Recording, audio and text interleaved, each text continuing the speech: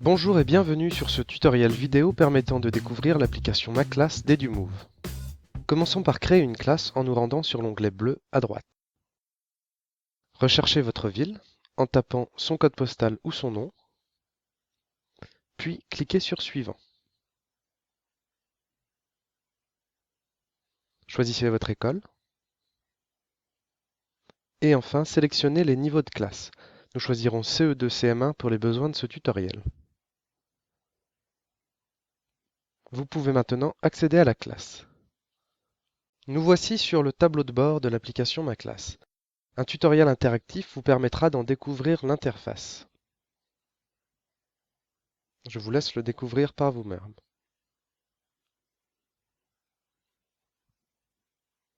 Commençons par ajouter des élèves à la classe.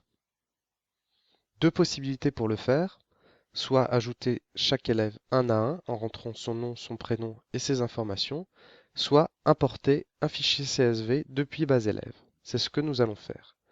Recherchez sur votre disque un fichier .csv transmis par le directeur ou la directrice, puis validez. Notre groupe d'élèves a été correctement importé. Nous pouvons retourner sur le tableau de bord. Même si ce n'est pas indispensable pour débuter, paramétrons les options de notre livret. La page d'options est séparée en plusieurs onglets. Le premier onglet vous permettra de choisir le nom qui sera affiché sur le livret. Sur l'onglet Contenu du livret, nous allons pouvoir organiser les différents éléments du livret comme nous le souhaitons. Par exemple, je place les appréciations sur la page de garde et j'ajoute des statistiques qui seront utiles pour les parents. Sur la page Codage de compétences, je choisis 4 items et non pas 3, et je modifie le codage pour qu'il corresponde à ma pratique pédagogique. Ce codage est entièrement personnalisable, vous pouvez mettre des chiffres, des lettres, ou le codage que vous utilisez dans votre école. Remplaçons par exemple les items acquis en cours d'acquisition non acquis par A, B, C, D. Tout est personnalisable, même la couleur de chaque item.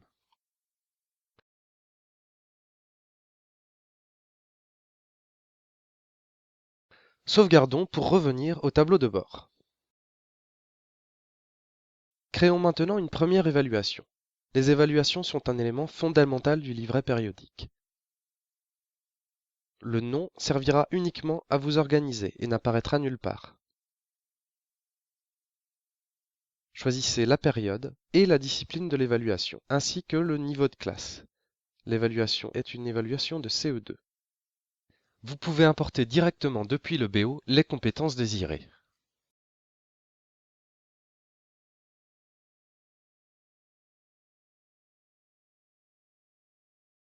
Précisons la sous-discipline et ajoutons une seconde compétence.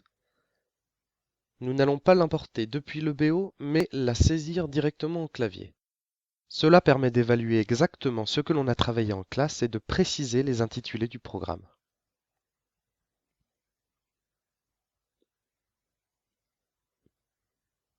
Modifions encore la sous-discipline pour plus de finesse dans le livret.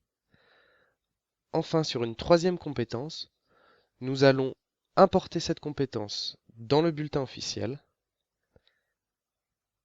pour ensuite la modifier afin qu'elle corresponde plus précisément à ce qui a été évalué en classe.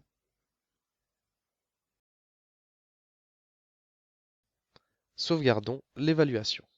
Notre évaluation étant créée, nous voici sur la page de saisie des résultats des élèves, avec les noms des élèves en en-tête de ligne et les compétences en en-tête de colonne. La saisie d'un résultat s'effectue par un simple clic. Il est également possible de gagner du temps en évaluant une compétence pour toute la classe pour ajuster simplement les élèves qui ont un résultat différent de la moyenne. Accélérons un peu et sauvegardons en bas de page. Les résultats sont sauvegardés, créons une deuxième évaluation. Même principe, nous rentrons le nom de l'évaluation, la période, la discipline et le niveau de classe. L'application prend parfaitement en charge les classes à multiniveau et nous allons créer une évaluation pour les CE2 et les CM1. Ajoutons une première compétence pour cette évaluation de nombre et calcul. Nous allons la chercher dans le BO et nous précisons que c'est une compétence qui sera uniquement pour les CE2. Même chose pour la compétence suivante.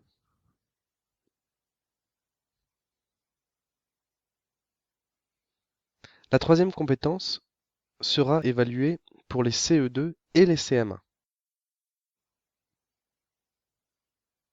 Nous gardons les deux cases cochées. La quatrième compétence sera une compétence issue du programme de CM1 et ne concernera que ce groupe d'élèves. Même chose pour la cinquième compétence. Nous pouvons sauvegarder.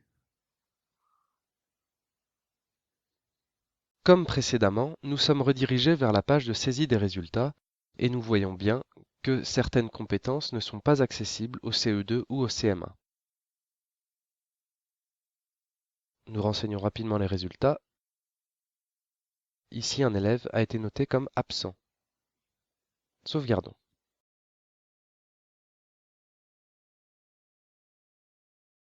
Les résultats sont sauvegardés, nous pouvons retourner au tableau de bord. Nous allons aller sur la page Liste des évaluations.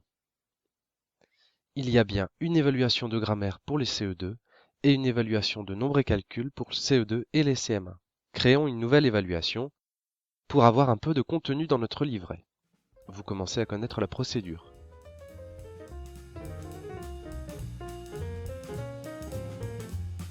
Cette évaluation d'histoire portera sur le Moyen-Âge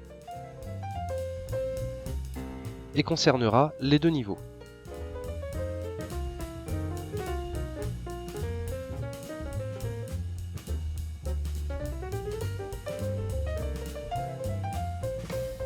Il est toujours possible de modifier des compétences du BO.